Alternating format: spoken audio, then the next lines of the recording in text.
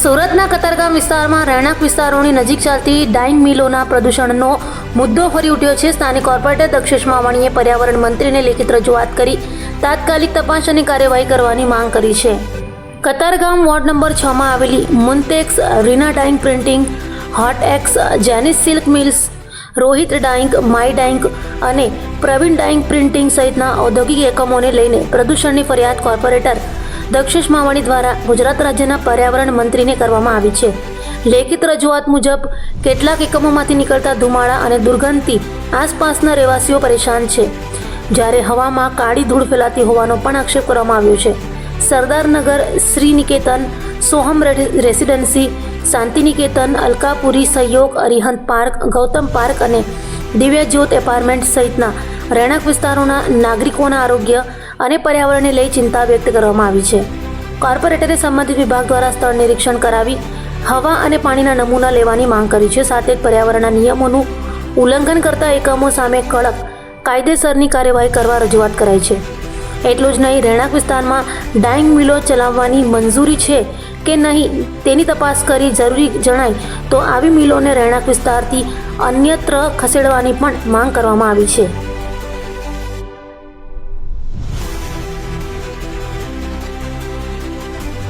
રાજ્ય કક્ષાના મંત્રી મારા મિત્ર પ્રવીણભાઈ માળીને લેટર લખ્યો છે.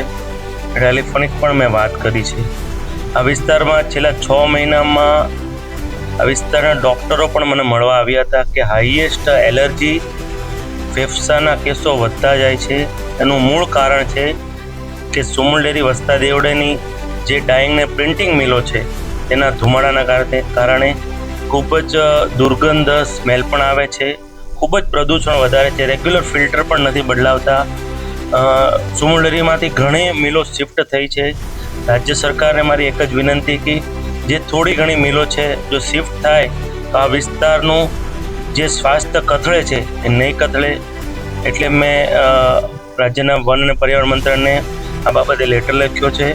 અને ઘણા કેસો છેલ્લા 6 મહિનામાં આ વિસ્તારમાં થયા છે. તેના અંતર્ગત રાજ્ય સરકારે મેં આ વિનંતી કરી રહી છે. 15 થી 16 મિલો આવી છે અને રાત્રે જે પ્રમાણે ધુમાડાનું પ્રદૂષણ આ વિસ્તારમાં થાય છે એ ચરમસીમાએ થાય છે. એટલે આ વિસ્તારના તમામ સોસાયટીના પ્રમુખો થોડા દી પૂર્વ આવ્યા હતા. આ વિસ્તારના જે ડૉક્ટરો છે, આ વિસ્તારમાં પ્રેક્ટિસ કરે છે, તે લોકોનું પણ માનવું છે કે આ કેમિકલયુક્ત ધુમાડા જે નીકળે છે આવનાર સમયમાં આ વિસ્તારમાં કેન્સરના પેશન્ટો પણ વધવાની શક્યતા છે. તેના અંતર્ગત મેં રાજ્ય સરકારને લેટર પણ લખ્યો છે અને એક વિનંતી કરી છે. આ વિસ્તારમાં વર્ષોથી આ જૂનો પ્રશ્ન છે. એટલે ઘણી મિલોએ પોતાના સ્વમાન ખાતે ઘણી મિલોએ શિફ્ટ કરી પણ દીધી છે. જે થોડી ઘણી મિલો છે જો શિફ્ટ થઈ જાય તો આ વિસ્તારમાં જે એલર્જીના ફેફસાના જે રોગો છે એ નહીવત થશે. અગાઉ પણ મેં કરી હતી ત્યારે રેગ્યુલર ફિલ્ટર બદલાવતા હતા, પણ છેલ્લા 6-7 મહિનાથી ફિલ્ટર પણ નથી બદલાવતા. જે કંઈ કોલસો, જે કંઈ પ્લાસ્ટિક એવા કચરો પણ રાત્રે લોકો સળગાવી દે છે ધુમાડા ડાઇંગ પ્રિન્ટિંગ મિલમાં, અને તેના હિસાબે આ વિસ્તારનું પ્રદૂષણ ખૂબ જ વધ્યું છે. આગામી દિવસોમાં તમારી રજૂઆત આગામી દિવસો મુખ્યમંત્રીશ્રીને પણ આની હું રજૂઆત કરીશ. નાયબ મુખ્યમંત્રી પણ સુરતથી છે, તેને પણ હું આ બાબતે રજૂઆત કરીશ અને એનો કાયમી ઉકેલ કઈ રીતે આવે તેની માટે હું તમામ પ્રયત્ન કરીશ.